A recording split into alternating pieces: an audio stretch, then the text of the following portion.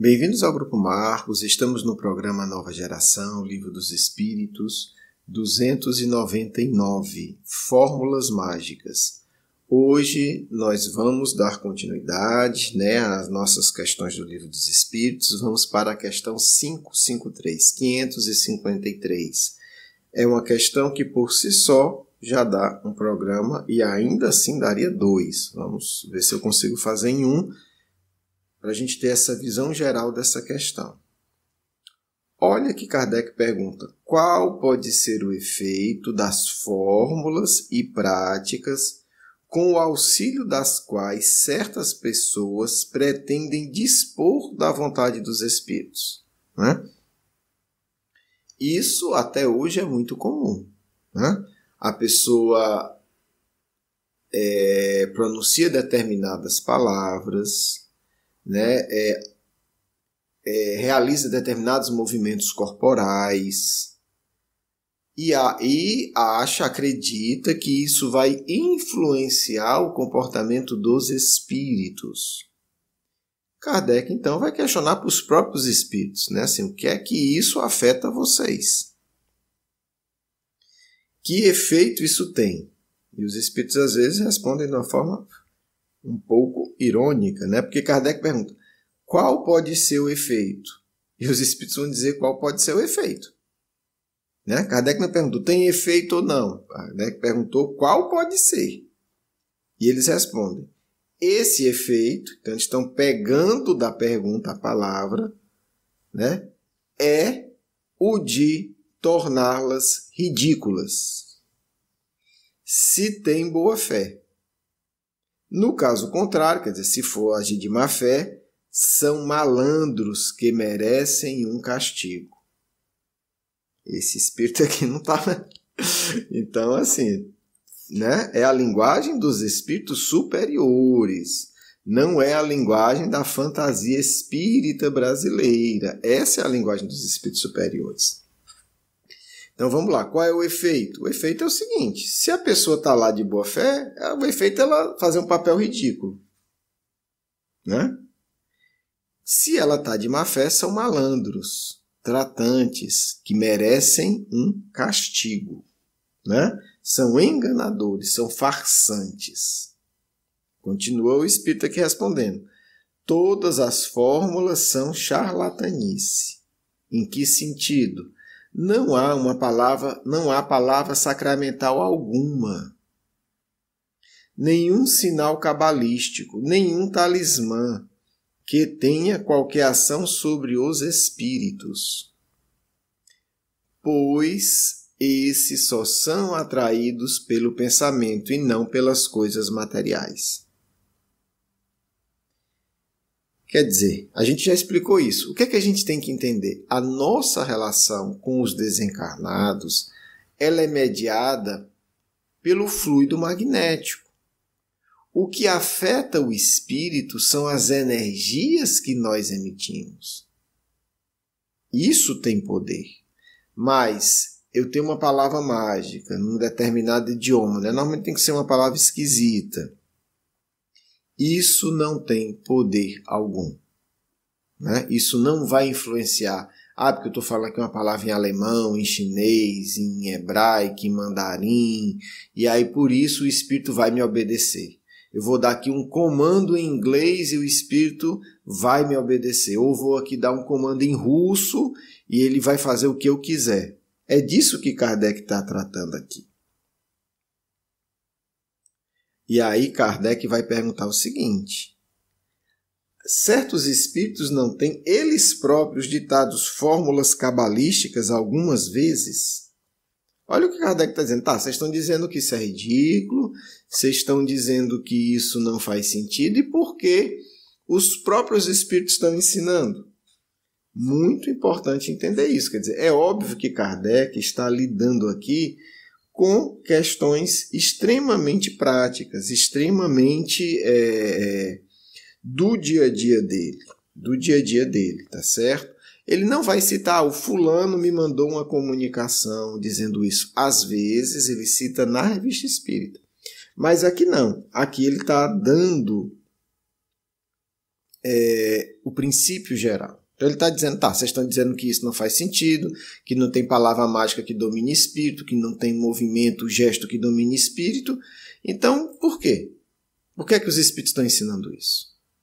E aí os próprios espíritos vão explicar. Sim, tendes espíritos que vos indicam sinais, palavras estranhas, ou que prescrevem certos atos, com o auxílio dos quais fazeis o que chamais de conjurações. Quer dizer, os espíritos estão dizendo, não, a gente está sabendo disso, a gente vê isso acontecer, sim. Tem espírito que dá ato, conjuração, uma fórmula, né, um trejeito, um estalar de dedo, enfim, qualquer gesto desses. E aí o espírito continua, mas ficai bem certos que são espíritos que zombam de vós e abusam da vossa credulidade. O magnetismo nos dá o suporte para entender tudo isso. Não é o gesto, não é o estalar de dedo, não é o pular, não é o gritar, não é fazer determinados tipos de grito que muda nada. É a sua vibração. É a sua postura espiritual. E a gente vê muita gente usando isso no centro espírita. Muita gente. E a maioria do movimento espírita batendo pau. Vocês podem estar estranhando, mas eu vou falar a verdade. Palestra espírita.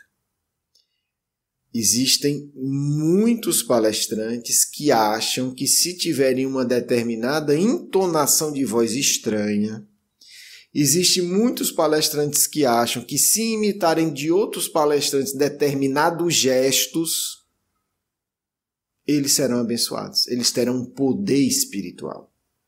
É o cúmulo do ridículo. Né? O sujeito imita gesto do outro, imita forma de falar do outro, imita expressões do outro. O que é isso? É a mesma coisa.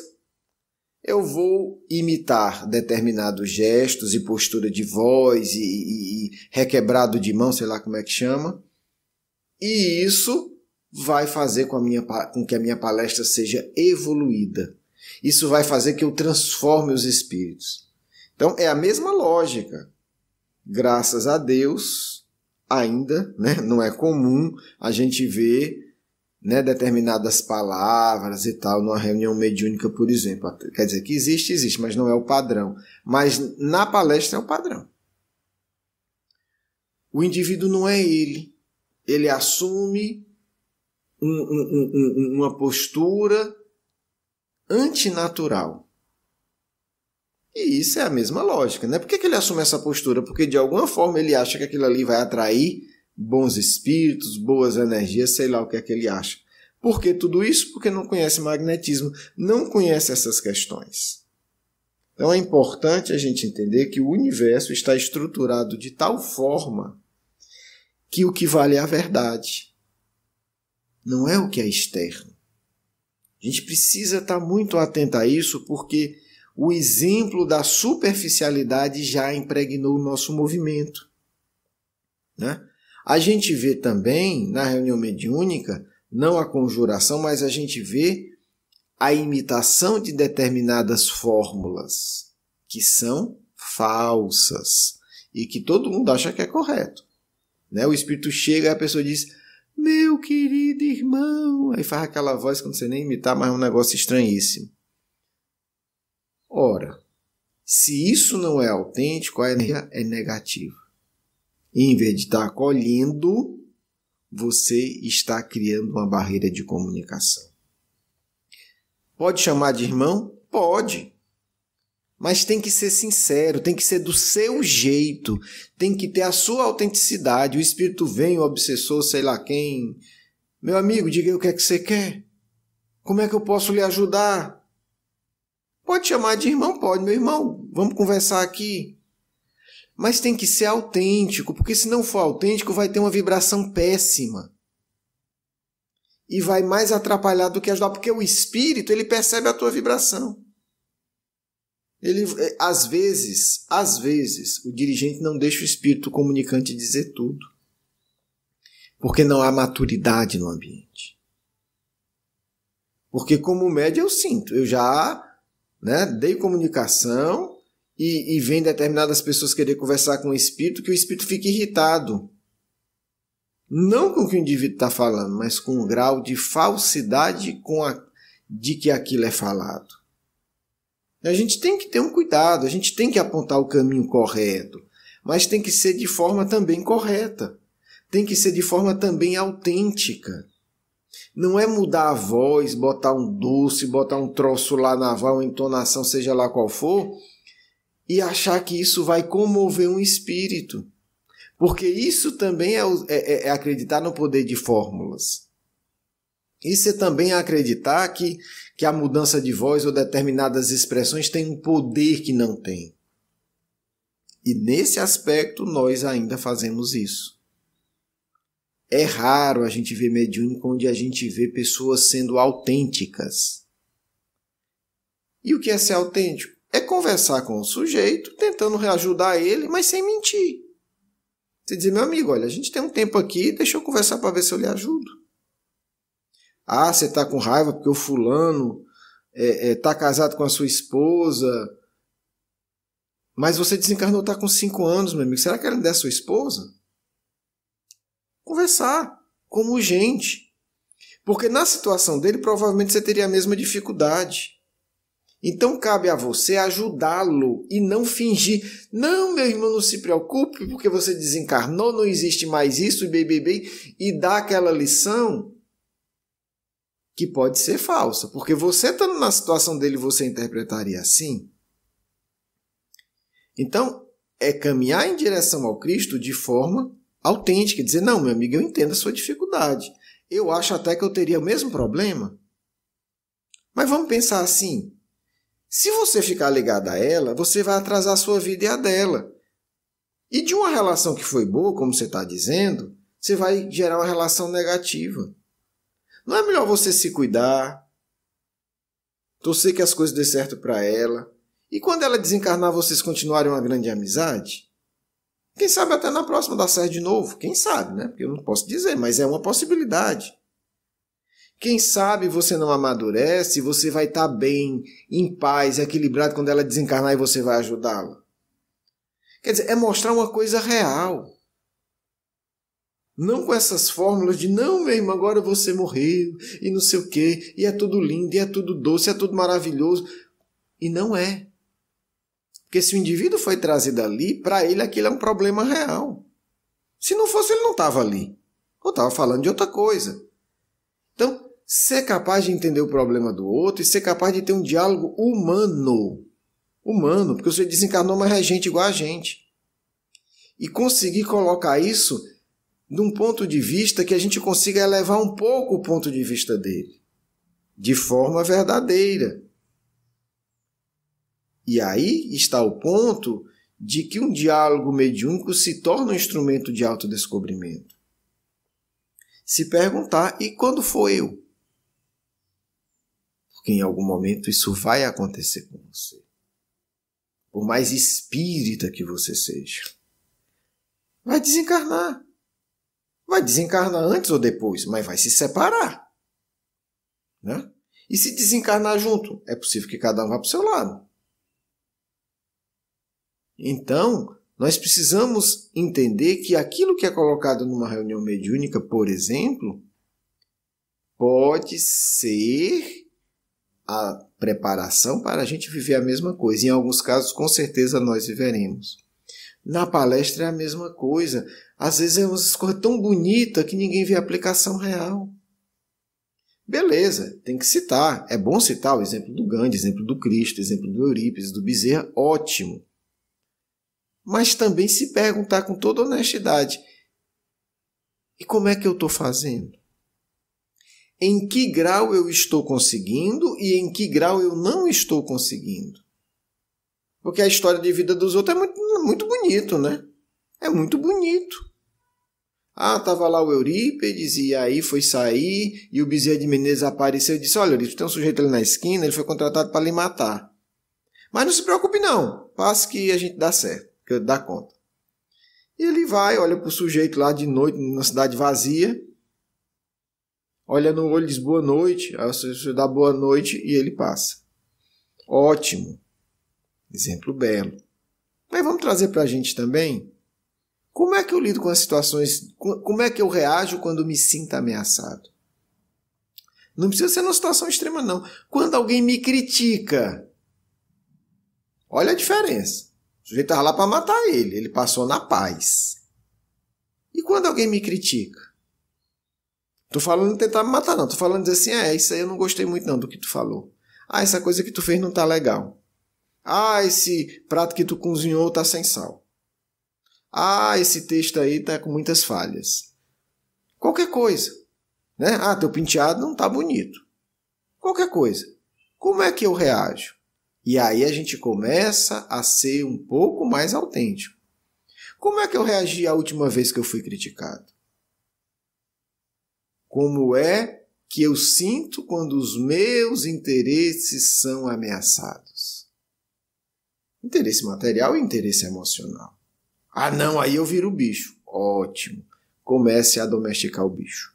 Aos poucos, ensinando ele, igual a gente ensina um cachorrinho. Isso é vida real. Então, o que a gente está tocando aqui não é simplesmente ridicularizar as fórmulas mágicas, mas é entender se nós não estamos no movimento espírita, apesar de tudo isso que a gente estuda usando fórmula mágica. Né? O espírito está lá, cheio de angústia, o jeito não fala nada, não mesmo, agora você pode ir. O que é isso? É uma fórmula mágica. Né? Acompanhe esses aí e vá-se embora. Quer dizer, o que é isso? É uma conjuração de fórmula mágica. Siga a luz, te vira. Então, nós precisamos, se quisermos amadurecer, entender que ainda podemos estar usando fórmulas mágicas. Fazer uma autoanálise. E a partir daí a gente dá um passo a mais. Porque aqueles que normalmente criticam isso, que zombam, são também os que usam e sequer têm consciência que estão usando fórmula mágica. Espero que tenha sido útil essa reflexão. Um grande abraço. Vamos à nossa segunda parte. Filhos e filhas queridos, que o Cristo, este amigo, tranquilo, compreensivo, nos envolva a todos. Vamos falar hoje de assunto muito curioso, das fórmulas mágicas dos espíritas. Quantas fórmulas mágicas vocês têm, meus filhos? E nós ficamos aqui observando e nos perguntando, quando vão entender Allan Kardec? Por quê? Muitos acham, nós não temos fórmulas mágicas. Sim, vocês têm muito mais fórmulas mágicas do que muitos que têm de forma ostensiva. Filhos, enquanto vocês não entenderem que tudo se define dentro de vocês, em suas emoções e em seus pensamentos, e isso é exteriorizado, criando realidade ao redor, vocês estarão presos a fórmulas mágicas. E isso não só é Santo Espírita. Santo Espírita já foi dito aqui exemplos. Vou dizer outros. Aqueles que acreditam que porque estão cumprindo obrigações sociais, nada de mal vai acontecer, estão fazendo o quê? Práticas mágicas, atos e gestos que vão preservar do sofrimento. Isso é também fazer a mesma coisa que aqui está sendo exposto. Não, vou cumprir tudo direitinho e não vou sofrer. Tolice. Isso é uma atitude mágica, infantil, imaginária. Porque na Terra todos vieram para passar por provações. Claro, vocês podem agravar, podem piorar, mas não vão se preservar 100%. Porque o espírito que pode e quer se preservar 100%, sabe o que faz, filho? Muito fácil, não reencarna.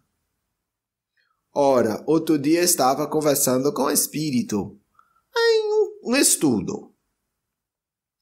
Era uma senhora E dizia que ia reencarnar para ajudar e tal, e essa era enfermeira, e me pedia conselhos e tudo.